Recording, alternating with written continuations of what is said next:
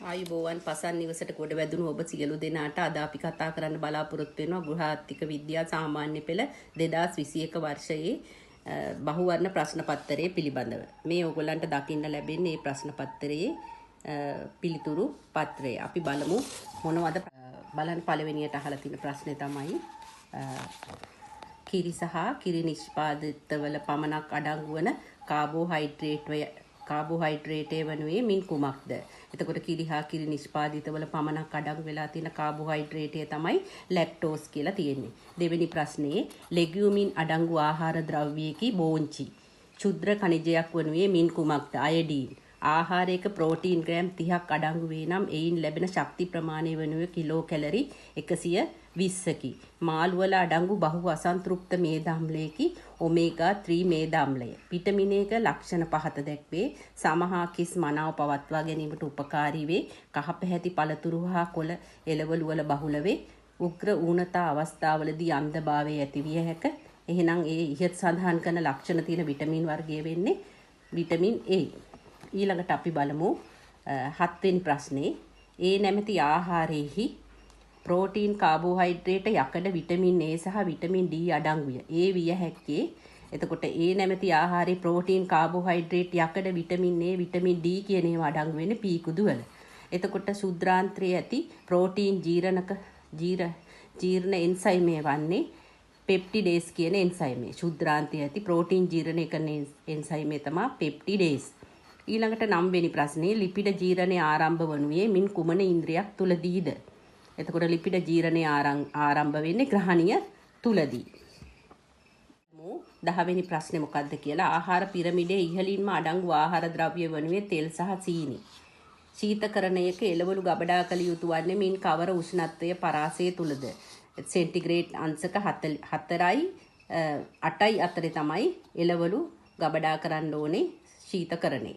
Centigrade 4යි 8යි අතර. ඊළඟට 12 පිටි මෝලි සෑදීමේ සඳහා තිරුගු පිටි වඩාත්ම යෝග්‍ය වීමට හේතුව එහි අඩංගු ග්ලූටන් කියන ප්‍රෝටීනේ නිසා. එතකොට මේ ග්ලූටන් වල තියෙනවා ඇදෙන සුළු ගතිය. තාප සංක්‍රමණය පිළිබඳ ප්‍රකාශ කීපයක් පහත දැක්වේ. ඒ ද්‍රව්‍යයක් තුල අඩංගු චලනය වීම නිසා සිදුවන තාප සංක්‍රමණය සන්නයනය ලෙස හැඳින්වේ. B මාධ්‍යයක් රහිතව හෝ සහිතව සිදුවන තාප සංක්‍රමණය සංවහනයයි. C පෝරණුව තුලින් නිකුත් වන තාප කිරණ මගින් සිදුවන තාප සංක්‍රමණය විකිරණයයි. මේවායින් නිවැරදි පිළිතුර තමයි එහෙනම් C පෝරණුව තුලින් නිකුත් වන තාප කිරණ මගින් සිදුවන තාප සංක්‍රමණය විකිරණයයි කියන එක තමයි නිවැරදි පිළිතුර.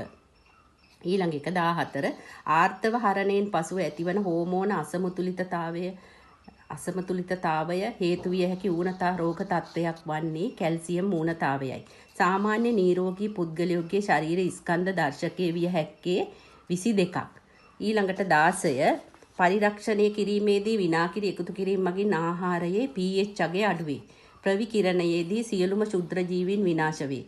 පුරුෂ හා ස්ත්‍රී ප්‍රජනක පද්ධතිවල ක්‍රියාකාරීත්වය පිළිබඳ නිවැරදි ප්‍රකාශය මින් කුමක්ද? පිරිමි දරුවාගේ බුෂණ මේරීමත් සමග ශුක්‍රාණු නිෂ්පාදනය ආරම්භ වේ. ඊළඟට අපි බලමු 19 වෙනි ප්‍රශ්නේ. ශ්‍රී ලංකාවේ අඩුබර දරු උපතක් ලෙස සැලකෙන්නේ උපත් බර කිලෝග්‍රෑම් 2.5ට අඩු විටය. නවජ දරුවා පිළිබඳ නිවැරදි ප්‍රකාශය කුමක්ද? ආලෝකයට නිරාවරණය වූ විට දැස වසා ගනී.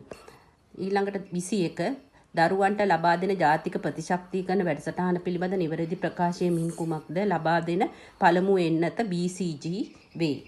ඊළඟට අපි බලමු 22 වෙනි ප්‍රශ්නේ. වයස මාස 2ත් 4ත් අතර දරුවෙකු පෙන්වන හැකියාවක් වන්නේ මව හඳුනාගෙන සිනහ වීමයි. ඊළඟට 23 දරුවෙකු ඝන ආහාර වලට පුරුදු කිරීමේදී ගත යුතු පියවරක් වන්නේ අසාත්මිකතා පිළිබඳ අවධානයෙන් සිටීමය. යොවුන් දරුවන්ගේ භාවික පිළිබඳ නිවැරදි වනුයේ මින් කුමක්ද?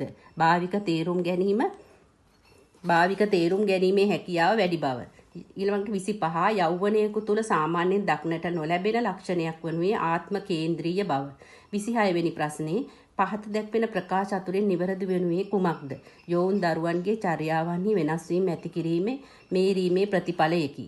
ඊළඟට 27 යෞවනයන් ස්වාධීනත්වයේ ඇති කැමැත්ත පිළිබිඹු කරනුයේ දෙමාපියන්ගේ අදහස් වලට අනුගත නොවීමෙනි. මෙම රූප සටහනේ දක්වා ඇති මැස්ම වනුයේ ලේසි ඩේසි මැස්ම. මේ මැස්මට අපි කියන්නේ ලේසි ඩේසි මැස්ම කියලා. මේ මැස්මට අපි කියන්නේ ලේසි ඩේසි මැස්ම කියලා. ඊළඟට ඇඳුම් නිර්මාණයේදී භාවිතා වන දෑ අතුරෙන් ද්‍රව්‍ය ලෙස හඳුන්වන්නේ පොලිෆීල්, නූල් කැරලි සහ දුඹුරු කඩදාසි. ඇඳුම් නිර්මාණයේදී භාවිතා වන දෑ අතුරෙන් ද්‍රව්‍ය කියලා කියන්නේ මේවා. මෙතන ද්‍රව්‍ය නොවන ඒවත් එක්ක තමයි අනිත් පිළිතුරු වල තියෙන්නේ. ඊළඟට අපි බලමු 30 ඉහත දක්වා ඇති ප්‍රකාශ අතුරෙන් නිවැරදි ප්‍රකාශය තෝරන්න. සරල මූට්ටුව මැසීමේදී මූට්ටුවට සම්බන්ධ වූ රෙදි දෙපොට එකම පැත්තට හරවා අද්දර නිමාවක් දෙනු ලැබේ. ඊළඟට 31 සෙලියුලෝස් අඩංගු කෙඳි වර්ගයේ මින් කුමක්ද? රයෝන් කෙඳිවල තමයි සෙලියුලෝස් අඩංගු වෙන්නේ. ඊළඟට 32 පහත සඳහන් ඒවායින් වඩාත්ම සුදුසු ලදුරු ඇඳුම කුමක්ද? රවුම් කර හැඩයක් සහිත මල් පීස් රෙද්දෙන් මැසූ ඇඳුම. නැත්තම් මල් රෙද්දෙන් මැසූ ඇඳුම. එතකොට මල් පීස් කියලා තමයි අපි ඒවට කියන්නේ රෙදි වර්ගයට. 33 රෙදිපිලි තාක්ෂණය හා සම්බන්ධ නිවැරදි වැකිය කුමක්ද? කපු නූලක් කැඩූ විට දෙකලවර සිහින් කෙදිමෙන් දිස්වේ.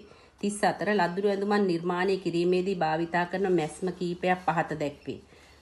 විවර A විවරයේ සඳහා නූල් ලැදීම සහ වාටි මැස්ම, B කර සඳහා වාටි මැස්ම සහ බ්ලැන්කට් මැස්ම, C වාටිය සඳහා සිහින් නූල් දුවවීම සහ ඉදිකටු රේන්දය. මින් මූලික මැස්ම පමණක් භාවිතා කර ඇත්තේ A පමණි. එතකොට විවරයේ සඳහා නූල් ලැදීම වාටි මැස්ම කියන්නේ මූලික මැහුම් වලට අයිති ක්‍රම දෙකක්. නූල් ලැදීමයි වාටි මැස්මයි. එතකොට එහෙනම් මූලික මැස්ම පමණක් භාවිතා කරලා තියෙන A පමණි. ඊළඟට 35 ළමා ගවුම නිර්මාණය කිරීම හා සම්බන්ධ නිවැරදි ප්‍රකාශය මින් කුමක්ද? එක ඉදිරිපස දෙවන හරස් මිනුම ගනු ලබන්නේ කර ගැඹුරේ සිට සෙන්ටිමීටර් 4ක් පහළින්ය. ඊළඟට අපි බලමු 36 පහත දැක්වෙන රූප සටහනින් පිළිබිඹු කරන මෝස්තර මූල ධර්මයේ කුමක්ද? විධිමත් තුලනයක් තමයි මේ රූප සටහනේ පෙන්වලා තියෙන්නේ. විධිමත් තුලනයක් පෙන්වු කරලා තියෙනවා. ඊළඟට 37 නිවෙස්වල භාවිතා කරන ගෘහ භාණ්ඩ කීපයක් පහත දැක්වෙන පරිදි කාණ්ඩ කර ඇත. මින් ඉඩකඩ පිරිමසින ගෘහ භාණ්ඩ පමණක් ඇතුළත් වන්නේ කුමන වර්ණයේද? තට්ටු ඇඳ, බිත්ති